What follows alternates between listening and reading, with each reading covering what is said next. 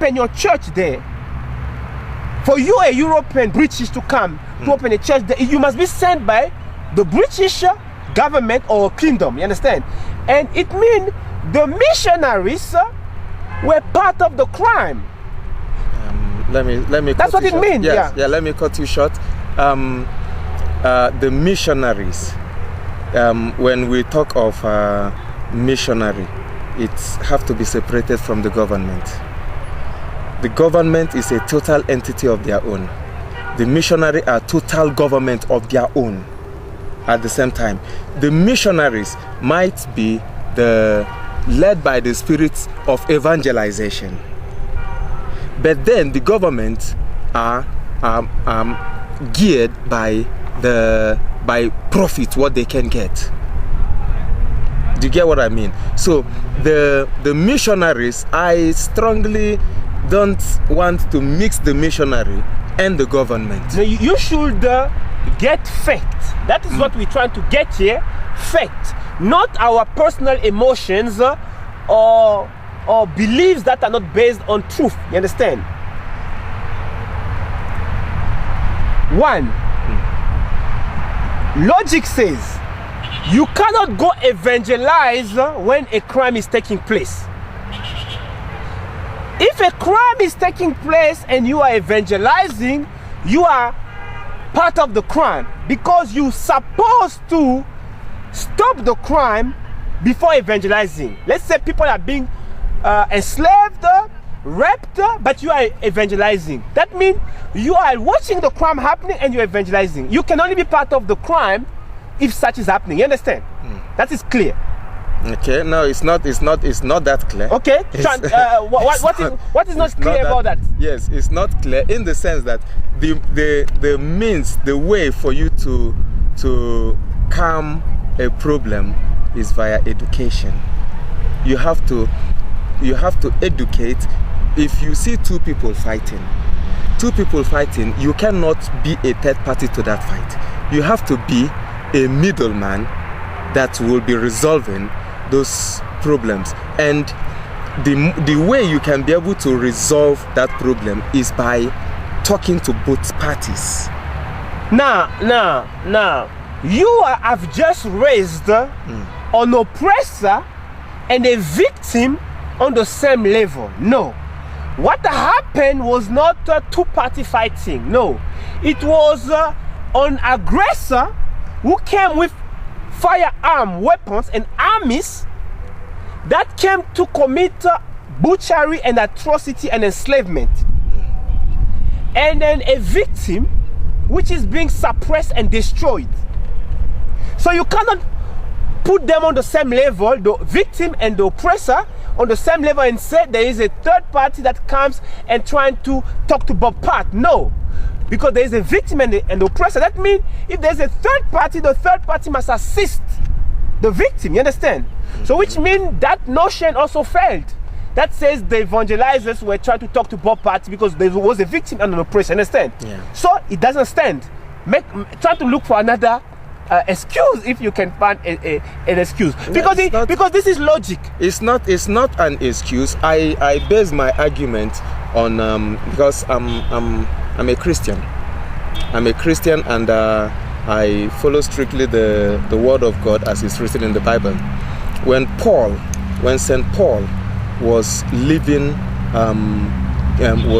Israel on a missionary journey to Rome, he wasn't sent by the Romans. He wasn't sent by the Jewish government. He embarked on that mission solely on his own belief. Okay, now let's not go into the Bible. Let's stick on our topic. You understand? Yes. Now, even if these so-called missionaries came on their own beliefs, but a crime is taking place, how do you preach when a crime is taking place against a victim that has been reduced to being a slave? That means worse than a machine, or even lower than a dog. How do you preach when a crime is happening instead of trying to stop the crime or helping the victim overcome, but you're preaching? How do you explain that? Yeah, Just like because whatever I say, I still refer it to my belief also. Now we trying to get fact here. You understand? We are not trying to get beliefs. Yes. We should, it's like we are sitting here, people attack us. When the police is gonna investigate, they will not based on beliefs. They're gonna try to get clues. Facts. What cause. So let's think about facts. Let's not go into beliefs. If you go into beliefs, then you might even condone a crime because your beliefs say that we're just trying to stick to things. There is a crime. Let's take an example. Apartheid is known as a crime against humanity. Of course. We know that for you to open a church where apartheid was governing, you had to have the same ideology as apartheid. Otherwise, apartheid will not give you a license to open a church. If you gonna stand against apartheid, you understand, which is well known a big oppression, which is ruthless, which has no humanity, it will not give you a license to open a church if you are not with them. You understand? And we know apartheid people were Christian. So it is clear if you follow law, this is a fact, unless we're missing the information here. Understand? Yeah. If you open a church within an apartheid rule, you have to be part of the apartheid agenda, which means Christianity is just colonization. Because when you're a slave, it means the human who own you want to shape you to his own liking. Do you know that? Of course. It means his enslavement is not only physical. He has to enslave you mentally. And he has to enslave you mentally, spiritually, economic, in all spheres. And that's why today most Africans have European names, but the Europeans don't have African names. We are Christian because the European were Christian. Brought the Christianity. Yeah, because the European who did slavery are Christian, and that was they had a policy. If you go look into colonial archives, right? The British government, the French government had a policy, which is that means what we have drawn a plan. You understand? Yeah. To make us Christian. That is not some evangelist working in isolation. They had a plan to make us Christian, because if you want to own people, you must work with their mind, enslave their mind to comply to you. That means what you say that they came to educate us. That was not education. We were educated. What is education? Education means learning something. Learning, yeah. We were learning our own value system and our own knowledge system. In our own way. In our own way, which was, for that time, it was the best you could get. And remember, when you say the European came to bring development, Europeans were not developed in 1430 or 1500. When the European came, they had none of the things you see today. There was no aeroplane, there was no electricity, there was no cars, there was no tire road like you see now. There was none of the modern things you see today. So they were not developed. So which development they will bring to the victim when they were themselves not developed? They came with firearms, which is a Chinese invention. You can search it online on internet. You can go. Chinese created firearms. They came with compass, the one that allowed them to navigate, right, on the sea, which is a Chinese invention also.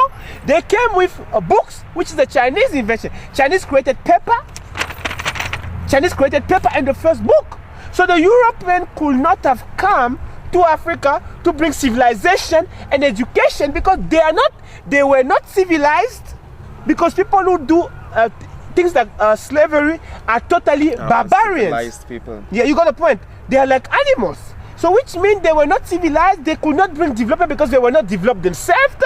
They used us to build the entire progress. Slavery was for what? Not for fun. It was so that we do everything for them for free. You understand? And even up to this very day, we still feeding them and doing everything for them, because we remain in their world captive. So the perception that they came to educated civilization. This is what you call psychological warfare. It means they feed our brain with lies. You understand? Deception. Deception, which gonna make us view them as a positive player. You understand? Or a partner or something. But when they are only on aura to us, because they are even demonize our own values so much, you find Africans who don't want their children to speak their mother language. But if you lose your language, who are you now? You're a slave. You find Africans who don't want the children to speak their mother language.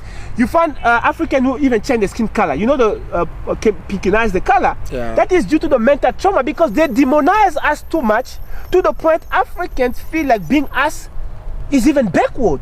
You find African women what? Putting plastic hair. What makes a people feel ashamed to use their own hair? It can only be mental trauma, and it is going today in 2013. Today is the 18th 08/2013.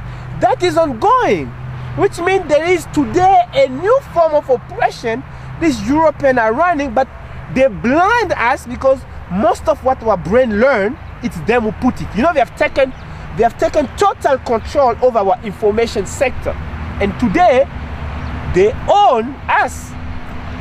Evidence they own us. We have their names, they don't have our names.